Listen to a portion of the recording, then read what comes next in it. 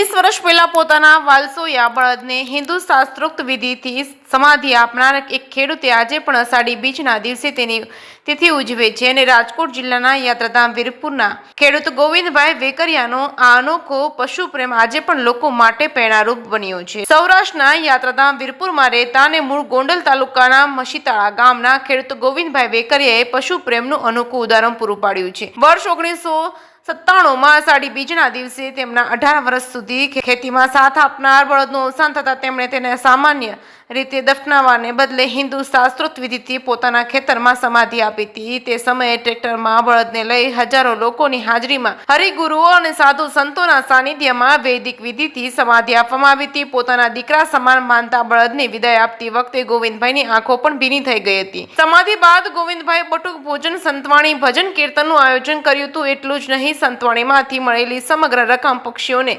ચણ નાખવા જેવી જીવદયાની પ્રવૃત્તિઓમાં ચર્ચાવામાં આવી હતી।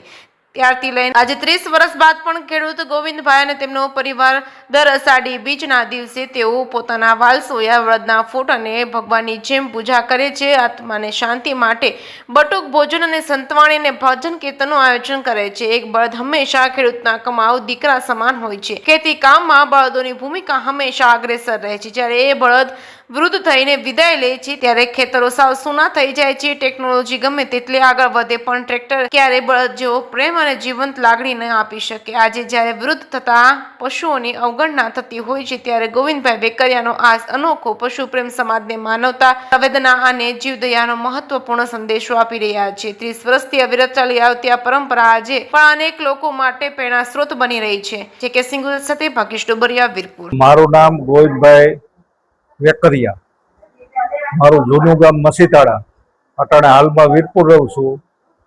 અને 1997ની સાલમાં બળદને મેં સમાધિ આપી છે કાયદેસર સાધુ સંતોને તેડાવી અને કાયદેસર એનો ભંડારો કર્યો હતો। અને અષાઢી બીજના દિવસે એનું મૃત્યુ થયું હતું 97ની સાલમાં। એટલે ખેડૂતની તિથિ ઉજવી છે। એ સમયમાં મેં એનો ભંડારો જેમ સંતોનો કરે ને એવો જ ભંડારો આનો કર્યો અને હજી આજની તારીખે એની તિથિ કાયમી ચાલુ છે। એમ શું કરો તિથિમાં બટુક ભોજન કરાવી અને ઘડી સાપડી સત્સંગ રાખી એમ, એટલે ભગવાન એના આત્માને શાંતિ આપે। બળદ પ્રત્યે શું તમારો પ્રેમ? એના પ્રેમનું બહુ કહેવો તો મને હોય જાય। મને એટલો પ્રેમ છે કે દીકરા ઉઠવાશે તો હોય ને એવો પ્રેમ છે આની ઉપર।